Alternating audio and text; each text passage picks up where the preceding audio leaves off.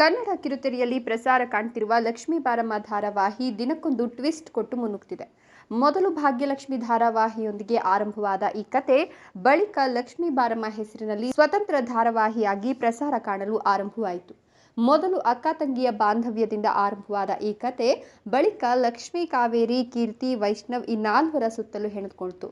ಕಾವೇರಿಯ ಮುದ್ದು ಮಗನಾದ ವೈಷ್ಣವ್ ಸಂಗೀತ ಲೋಕದಲ್ಲಿ ಸೂಪರ್ ಸ್ಟಾರ್ ಆಗಿದ್ದ. ಎಲ್ಲವನ್ನ ತಾಯಿಯ ತಾಳಕ್ಕೆ ತಕ್ಕಂತೆ ಕುಣಿತಿದ್ದ ವೈಷ್ಣವ್ ಪ್ರೀತಿ ವಿಚಾರದಲ್ಲಿ ತಾಯಿಯ ಅಭಿಪ್ರಾಯ ಅನುಮತಿ ಪಡೆಯದೆ ಕೀರ್ತಿ ಎನ್ನುವ ಡ್ಯಾನ್ಸರ್ ಅನ್ನ ಪ್ರೀತಿಸಿದ್ದ.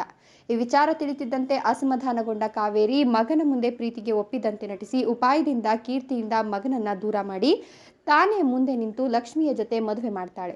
ಈಗ ಲಕ್ಷ್ಮೀ ಬಾರಮ್ಮ ಸೀರಿಯಲ್ ಪ್ರಿಯರಿಗೆ ಒಂದು ಬೇಸರದ ಸುದ್ದಿ ಕಾದಿದೆ. ಅದೇನಪ್ಪ ಅಂದ್ರೆ ಲಕ್ಷ್ಮೀ ಬಾರಮ್ಮ ಸೀರಿಯಲ್ ಅತಿ ಶೀಘ್ರದಲ್ಲೇ ಅಂತ್ಯವಾಗ್ಲಿದೆಯಂತೆ. ಹಾಗಂತ ಕಿರುತೆರೆ ಲೋಕದ ತುಂಬೆಲ್ಲ ಗುಲ್ಲು. ವೈಷ್ಣವ್ಗೆ ಎರಡನೇ ಮದುವೆ ಮಾಡಬೇಕು ಅಂತ ಕಾವೇರಿ ಟೊಂಕ ಕಟ್ಟಿ ನಿಂತಿದ್ದಾಳೆ. ಅದಾಗಲೇ ಸಾಗರಿ ಎಂಬ ಹುಡುಗಿಯನ್ನ ಕಾವೇರಿ ಹುಡುಕಿದ್ದಾಳೆ.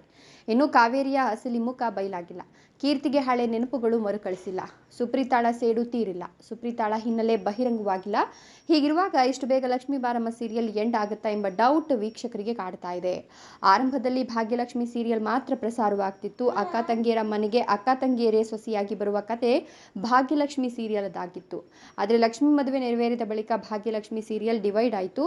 ಭಾಗ್ಯ ಸಂಸಾರದ ಕತೆ ಭಾಗ್ಯಲಕ್ಷ್ಮಿ ಸೀರಿಯಲ್ ಆದರೆ ಲಕ್ಷ್ಮಿ ಸಂಸಾರದ ಕತೆ ಲಕ್ಷ್ಮೀ ಬಾರಮ್ಮ ಆಯಿತು. ಇದೀಗ ಹೊಸ ಸೀರಿಯಲ್ ಆರಂಭವಾಗ್ತಿರುವ ಕಾರಣ ಅದಕ್ಕೆ ಜಾಗ ಮಾಡಿಕೊಡುವ ಸಲುವಾಗಿ ಲಕ್ಷ್ಮೀ ಬಾರಮ್ಮಗೆ ಶುಭಂ ಬೋರ್ಡ್ ಹಾಕಿ ಭಾಗ್ಯಲಕ್ಷ್ಮಿ ಸೀರಿಯಲ್ನಲ್ಲೇ ಲಕ್ಷ್ಮಿ ಕಥೆಯನ್ನು ತೋರಿಸಲಾಗುತ್ತಾ, ಭಾಗ್ಯಲಕ್ಷ್ಮಿ ಮತ್ತು ಲಕ್ಷ್ಮೀ ಬಾರಮ್ಮ ಮರ್ಜ್ ಆಗುತ್ತಾ ಎಂಬ ಅನುಮಾನ ಸಹ ಕಿರುತೆರೆ ವಲಯದಲ್ಲಿ ಹಬ್ಬಿದೆ.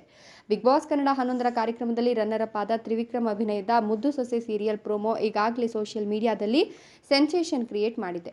ಮುದ್ದು ಸೊಸೆಯ ಆಗಮನಕ್ಕಾಗಿ ಲಕ್ಷ್ಮೀ ಬಾರಮ್ಮ ಮುಗಿಸಲಾಗ್ತಿದೆಯಾ ಎಂಬ ಪ್ರಶ್ನೆ ಮೂಡಿದೆ. ಇದರ ಬಗ್ಗೆ ನಿಮ್ಮ ಅನಿಸಿಕೆ ಅಭಿಪ್ರಾಯಗಳನ್ನು ಕಮೆಂಟ್ ಮಾಡಿ.